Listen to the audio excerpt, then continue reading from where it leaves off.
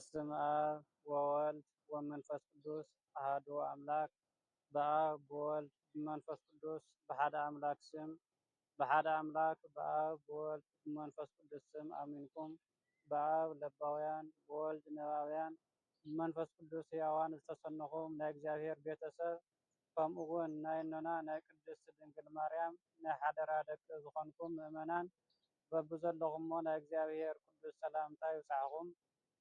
እሺ እሞ ፅቡቅ ሎማዓንቲ ንእሽተይ ከምህረና እዩ ኢለ ዝሓሰብክዎ ናይ ወንጌል ክፍሊ ኣብ ማቴዎስ ወንጌል ምዕራፍ 16 ካብ ቁፅሪ 5 ክሳብ ቁፅሪ 12 ዘሎ ከምኡ እውን ድማ ኣብ ማርቆስ ወንጌል ምዕራፍ 8 ካብ ቁፅሪ 14 ክሳብ ቁፅሪ 21 ዘሎ ስለ ብሁአ ፈሪሳውያን ሰዱቃውያን ሄሮድሳውያን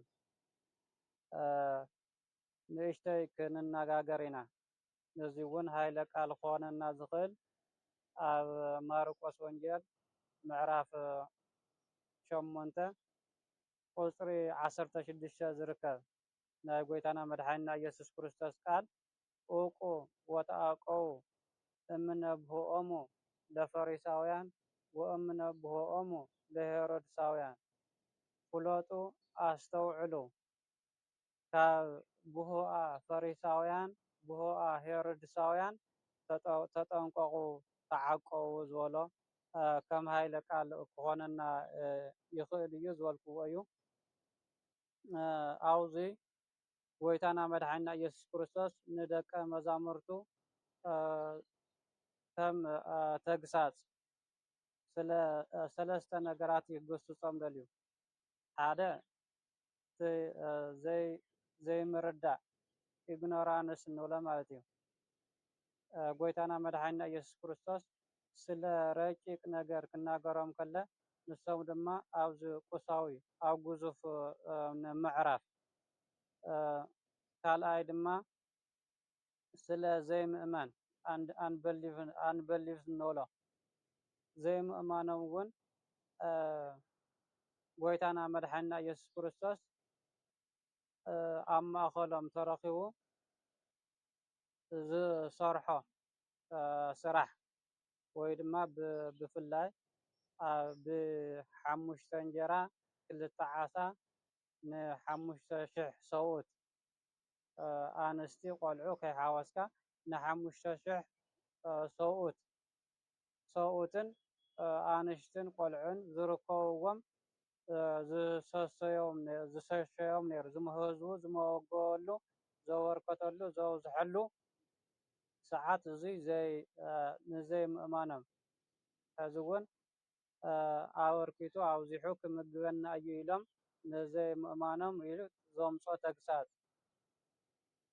እቲ ካልኣይ እውን ምርሳዕ ፎርጌትነስ እንብሎ ማለት እዩ። ምርሳዕ እውን እንታይ እዩ? ናይ እግዚአብሔር ግብሪ ምርሳዕ ናይ ግብረ እግዚአብሔር ተኣምር መንክር እዩ። ተኣምር መንክር እውን ግብረ እግዚአብሔር እዩ። ኣብ መንጎና ዝተሰርሐ ናይ እግዚአብሔር ግብሪ ምርሳዕ እዩ። እዚ ጎይታና መድሓኒና ኢየሱስ ክርስቶስ ከም እንፈልጦ ካብ ብዙሕ ኣህጉር ካብ ዝተፈላለየ ዓዲ ናቱ ትምህርቲ ንከዳምፅ ብሰሜኑ ብደቡቡ ብምብራቁ ብምዕራቡ ተሰብሲቡ ናቱ ትምህርቲ ንምስማዕ ብዙሕ ሰብ ይስብሰብ ነይሩ። ሓደ ግዜ እንታይ ኢልዎም ነይሩ? ደቀ መዛሙርቱ መፂኦም እታ ፀሓይ ተንቁልቁለላ ኣብዚ ድማ ነዚ ህዝቢ እዚ ዝኸውን ዝብላዕ የብልናይ ህዝቢ እንዶ ከድሶ እንዶ ናብቲ መንደራት ከይዱ ንባዕሉ ዝኾን ምግቢ ክእልሽስ ናብኡ ስደዶ እንዶ ኢሎም ጠይቆሞ ነይሮም። ሕዚ ጎይታና መድሓኒና ኢየሱስ ክርስቶስ ግን እንታይ ኢሉ መሊሱሎ? እቲ ምኻድ ኣይንቐፎይ ግን እንታይ ኢልዎም? ኣኮ መፍቱ ይሁሩ ርህባን ይሆሙ ብጥሙዮም ክኸዱ እዙይስ ኣገባብ ኣይኮነን ኢልዎም ነይሩ። እግዚአብሔር አምላክ ብስጋ ይኹን ብመንፈስ ክንበልዕ ክንምገብ ይደልየና እዩ። እዚ ጾምና ክንቅኒ ይኹን ብጥምየት ክንመውት ናይ እግዚአብሔር ፈቃድ ኣይኮነን ማለት እዩ። ከምኡ ምሰሎም ጾሞም ክኸዱስ ኣገባብ ኣይኮነን ዝብላዕ ካባኻትኩም ደኣ ሃብዎም እምበር ኢልዎም። ሃብዎም እምበር ጾሞም ክኸዱስ እዚ ኣገባብ ኣይኮነን። እዚኣስ ኣዴታት እውን ከምኡ ይገብራ እየን። ክኸድኩ እንተኢልካ ኣይ ሕደር ወዓል ትበሃል እሞ ኣይ ክኸድ እየ እንተኢልካ እሞ ምኻድስ ትኸድዋ እኽሊ እንደብላዕ እኽሊ ተይበላዕኻ ኣይትኸድን ኢለን ብደንቢ ንቡር እንትገብራ ንኣዴታት ንዕዘብ ኢና። ሕዚ እቶም ደቀ መዛሙርቲ ግን እንታይ እዮም ኢሎም ኣብዙይስ ነዚ ህዝቢ እዚ ዘዕንግል ነዚ ህዝቢ እዚ ዝኸውን ምግብስ ካበይ ነምፅእ ዘለናስ 5 እንጀራን 2 ዓሳን እዩ ኢሎም ኣቢሎሞ ማለት እዩ። ካብኡ ኣምፅእዎን ሊተዝየ ንኣተን እስቲ ናባይ ኣምፅእዎን ኢልዎም። ኣባና ዘሎ ውሑድ ናብ እግዚአብሔር ክነቕርቦ ከለና ስም እግዚአብሔር ክንፅውዐሉ ከለና ብዙሕ ይኾነልና ብርኩት ይኾነልና ፀጋ እግዚአብሔር ኣብ መንጎና ይሓድር። ሕዚ ዘለና ጥበብ እውቀት ንእሽቶ እዩ። ምስ እግዚአብሔር ናብ እግዚአብሔር ክነቕርቦ ከለና ግን ልዑል እዩ ዓብይ እዩ ብዙሕ እዩ ማለት እዩ። ሕዚ ዘን 5 እንጀራን 2 ዓሳን ሒዙ ጎይታና መድሓኒትና ኢየሱስ ክርስቶስ ህዝቡ ብደንቢ በብምቕማጡ ኣቐሚጡ መጊቡ ካብ 5 እንጀራን 2 ዓሳን ክንደይ ተሪፉ ይብለና 12 መሶብ እዩ ተሪፉ። እንደገና ብኻልኣይ ድማ ብ7 እንጀራን 1 ዓሳን ድማ ክንደይ ህዝቢ መጊቡ 4,000 ህዝቢ መጊቡ ክንደይ ተሪፉ 7 ቅርጫት ተሪፉ። ሕዚ እዚ ረሲዖም እሞ ካብ ሓደ ቦታ ናብ ቦታ እናተንቀሳቐሱ እንታይ ትዝ ኢልዎም ይብለና እንጀራ ከም ዘይሓዙስ ትዝ ኢልዎም። ወረስኡ ነሲኣ ህብስት ወአልቦሙ ህብስት ዘእንበለ ኣሃቲ ምስሊሆሙ ውስተ ሐመር። ብዘይ ሓንቲ እንጀራ ካሊእ እንጀራ ኣይነበሮምን እሞ እዚ ትዝ በሎም ደቀ መዛሙርቲ። ካብኡ ጎይታና መድሓኒትና ኢየሱስ ክርስቶስ እቁ ወተአቀው እምነብህኦሙ ለፈሪሳውያን ወለሄሮድሳውያን ወእምነብህኦሙ ለሄሮድሳውያን ይልዎም። ካብ ብሑቕ ሄሮድሳውያንን ካብ ብሑቕ ፈሪሳውያንን ሰዱቃውያንን ተጠንቀቑ ኣስተውዕሉ ተዓቀቡ ኢልዎም። ሕዚ ጎይታና መድሓኒትና ኢየሱስ ክርስቶስ ዝብሎም ዘሎ ስለቲ ረቂቅ ግብረ ፈሪሳውያን ግብረ ሰዱቃውያን ክሕደት ነቲ ምፍልላይ ስስዐ ስለዚ ካብ ናይ ፈሪሳውያን ሰዱቃውያን ሄሮድሳውያን ተጠንቀቑ ምስ በሎም ንሳቶም ኣብቲ ቁሳዊ እንጀራ ዓሪፎም ተኣዮም ኢሎም እስሞ ወሃለዩ በበይናቲሆሙ ወይቤሉ እስሞሁ እንጋ ህብስተ ኢነሳኢነ ይብለኒ። እዚ ዝብለና ዘለስ እንጀራ ስለዘይሓዝና ድዩ ኢሎም። ሕዚ እንጀራ ጎይታና መድሓኒትና ኢየሱስ ክርስቶስ ብ5 እንጀራ 2 ዓሳ ን5,000 ህዝቢ ሰሲዩ ብፀጉ ኣውዚሑ ኣበርኪቱ ን12 መሶብ ከም ዝተረፈ ይፈልጡ ኣለዉ። ተገይሩ እኒሄ ማለት እዩ። ብ7 እንጀራ 1 ዓሳ እውን 4,000 ሰብኡት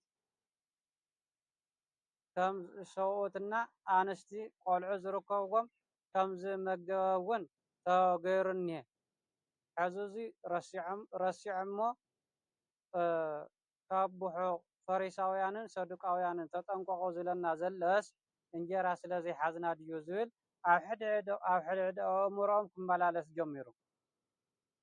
ካብኡ ጎይታና መድሓኒትና ኢየሱስ ክርስቶስ እንታይ ኢልዎም ኣዲሁ ኢትልየብውኑ ወኢትዝየከሩ ኢልዎም። ገና ሕዚ እውን ልቢ ኣይትብሉ ዶ ኣይተስተውዕሉ ዶ ኢልዎም። ዝኣመ ሃምስ ህብስት إلا لهامسا مئة بئسي ميمة أنا مزارع أجهزكم ويلو بيتي حمشت انجرا ني حمسا مئة بئسي مالت حمسا تراوح بمئتي حمشت شح مالتي بتي حمشت انجرا نحمشت شح صوت أنشتي قولعو زتحاوسوهم ዝተሓወስዎም ዝመገቡ ኩሉ ሰዓት ክንደይ ትርፊ ዲኹም ዘግለስኩም ኢልዎም ወይ በልዎ 12 መሶብ ኣግሊስና ነርና ኢሎም ወአመሰኬ ሰብኡ ህብስት እለ ለአርብዓ ምእት ብእሲ ሚመጠነ አስተሬዳተ አግሃዝክሙ በቲ 7 እንጀራ ንኣርባዕተ 40 ምእት ብእሲ 40 ክራባሕ ብ100 4,000 ሰብኡት ሰብኡት ጥራሕ እዩ ትቆፅሪ ብሰብኡት ጥራሕ እዩ ሒዙ ቆልዑን ኣንስትን ከይቆፀረ ግን እኒሄው እዮም ተመጊቦም እዮም በዚ ሰዓት ከ ክንደይ ቅርጫት ዲኹም ዘግለስኩም ኢልዎም ወይ በልዎ ሰብኡ 7 ኣግሊስና 7 ኣግሊስና ኢሎም ሽዑ እፎ እንከ ዘይትልየቡ ኢልዎ ንምንታይ እማ ልቢ ዘይትብሉ በቲ ዘለኩም ተሓደ እንጀራስ ኣበርኪቱ ክምግበና ክሽሽየና ንኩልና ይኣክል እዩ ዘይትብሉስ ንምንታይ ሕዚ ኸ ልቢ ዘይትብሉ ኢልዎም ኢሉ ገሲፅዎም ሕዚ ንሕና እውን ንእሽተይ 3 ዓመታት ንድሕሪት ምልስ ንበል እሞ ብሰማይ ብምድሪ ሓዊ ኣብ ዝዘንበሉ ከምኡ እውን ናይ ምግቢ ኣቅርቦት እውን ናብ ህዝቢ ንከይኣቱ ኣብ ዝተኸልከለሉ ሰዓት እግዚኣብሔር ኣምላክ ብፀጉኡ ብቸርነቱ መጊብና እዩ ንጎ ቆሪስካ ምሸት ተደሪርካ ተሓድረሉ ዘይመስለና ግዜ ሓሊፉ እሞ ገዛ ሒዝካ ቆልዑ ሒዝካ እንታይ ክኾን እዩ ኣብ ትብለሉ እግዚኣብሔር ኣምላክ ብጥበቡ ብናይ ባዕሉ ፀጉኡ ኣውዚሑ እቲ ናይ መዓልቲ ዝበልናዮ ንሰሙን እቲ ናይ ሰሙንታት ዝበልናዮ ንዓመታት ብናይ ባዕሉ ጥበብ ከም ዝነብር እግዚኣብሔር ንህዝቡ ከም ዝርህርህ ከም ዝምግብስ ርኢና ኢና ሕዚ ኣብዚ ሰዓት እዚ ወገንና ብጥምየት ክመውት ብጥምየት ክረግፍ ምርኣይ ብጣዕሚ የሕዝን እዩ ዝሓለፈ ግዜ እውን ምርሳዕ እዩ ናይ እግዚኣብሔር ቸርነት ናይ እግዚኣብሔር ፀጋ ረድኤት ብምርሳዕና ሕዚ እሞ እዋን ቀውዒ ዜጋ ብጥምየት ክረግፍ እዚ ኣገባብ ኣይኮነን ኣኮ መፍቱ ኢለና ኣሎ ንሕድሕድና ንእግዚኣብሔር እግዚኣብሔር እዚኦምስ ኣኮ መፍቱ ይሁሩሩህዋን ኢሆሙ ከም ዝበሎ ሕዚ እውን ካብ መንጎኹምስ ብጥምየት ብፃምእ ሰብ ክመውት ኣገባብ ኣይኮነን ኣለ ሃብዎም ኣንትሙ ዘይበሉ ንስኻትኩም ደኣ ዝበልዕዎ ሃብዎም እምበር እቲ ቅድሚ 2000 ዓመታት ብ5 እንጀራን 2 ዓሳን ን5,000 ህዝብን ተወሰኽትን ከም ዝመገበ ሕዚ እውን ንክምግበና ኣብ ማእኸልና ኣብ መንጎና እኒሀ እዩ እንታይ ደኣ እውቅወት ኣቀው እምነ ብኦሙ ለፈሪሳውያን ወሰዱቃውያን ካብ ተግባር ፈሪሳውያን ሰዱቃውያን ዝኾነ ክሕደት ንፋቄ ምፍልላይ ዘይምፍቃር ካብ ናይ እግዚኣብሔር ትእዛዝ ምርሓቅ ግን ካብዙይ ንጠንቀቕ እንተቲ ምምጋብ እግዚኣብሔር ኣምላክ ንህዝቡ ክምግብ ኩሉ ግዜ ኣብ መንጎና ኣሎ ሕዚ ካብ ካሊእ ክመፅእ እዩ ዝመስለና ንሕና ግን ከምታ ኢልዎን ካብታ ዘለቶም የወርኪትሎም ኣውዚሕሎም ትርፍርፍ ኮይኑሎም ሕዚ እውን ካብቲ ዘለና እቲ ዝወሃብ ካብቲ ዘለና እዩ እግዚኣብሔር እውን ዘብዝሐልና ዘበርክተልና ነቲ ዘለና እዩ ናብኡ ነቅርቦ ናብ እግዚኣብሔር ነቅርቦ እግዚኣብሔር የበረክተልና የብዝሐልና እዩ እሞ ሕዚ ሽዑ ንሳቶም እውን ልቢ የበልዎን ነይሮም እቶም ደቀ መዛሙርቱ ድሓር ግን እንታይ እዩ ዝብል ወእምዝ ለቦው ኣርዳእዩ ከመኣኮ በእንተ ብህኣተ ህብስት ዘይበሎሙ እውቅወት ኣቀው እምነ ብሆሙ ለፈሪሳውያን ወሰዱቃውያን ካብ ፈሪሳውያን ሰዱቃውያን ኣስተውዕሉ ዝበለናስ ለከ እንጀራ እባ ኣይኮነን ኣላ እምነ ትምህርቶም ለፈሪሳውያን ወሰዱቃውያን እንታይ ደኣ ካብ ትምህርቲ ፈሪሳውያንን ሰዱቃውያንን ተጠንቀቁ ተሓለዉ እዩ እባ ዝበለና ኢሎም ድሕር ኢሎም እዮም ዝኣመንዎ ተረዲኦም ሕዚ ብሑቕ ወይ መዋኽዕቲ እንብሎ ንእሽተይ እያ እታ ንእሽተይ መዋኽዕቲ ኣትያ ግን ንብዙሕ ሕሩጭ ዝተለወሰ ተውቅዕ እታ ናይ ክሕደት እታ ጥፍኣት እታ ስስዐ እታ ጭካነ ድማ ንእሽተይ ኣትያ ብሙሉእ ማህበረ ምእመናን ብሙሉእ ክርስቶሳውያንነትና ተጥፍአልና እያ ማለት እዩ ካብቲ ብሑቕ እቲ መዋኽዕቲ ከውቅዕ ከለ ውሽጡ ባዶ እዩ ንላዕሊ ግን ሰፍ የብሎ ንላዕሊ ይነፍሕ እዚ ድማ እቲ ናይ ክሕደት እቲ ጭካነ እቲ ዘይምርህራህ እቲ ስስዕ ድማ ውሽጥኻ ባዶ እናሃለኻ ብትዕቢት ይውጥረካ ልዑል ክቡር ንኡድ እዩ ዘምስል በዚ ንመዋኽዕቲ በዚ መፅሓፍ በዚ ይገልፃ ማለት እዩ ቅዱስ ጳውሎስ እውን ኣብ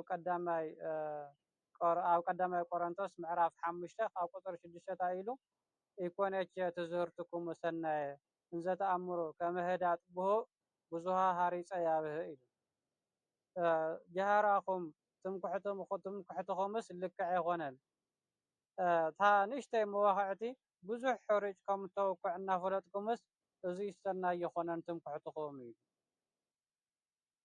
ትምክሕትኹም ናይ ሰይጣን እዩ ናይ ግብረ ሰይጣን እዩ እዚ ሰናይ ኣይኮነን ኣንጽሑ እንከ ቡሆ ብሉይ እምኔክሙ ደጊም ካብ ብሉይ ቡሆ ካብ ልቦናኹም ኣወግዱ ንሓድሽ ሓሪፅ ናይ ክርስቶስ ትእዛዝ ናይ ክርስቶስ ሕጊ ንምፍፃምስ ልቦናኹም ደኣ ኣንጽሑ ዝበኢሉ ብደንቢ ዝወቀሰሉ ቅዱስ ጳውሎስ ኣሎ ሕዚ እውን ካብ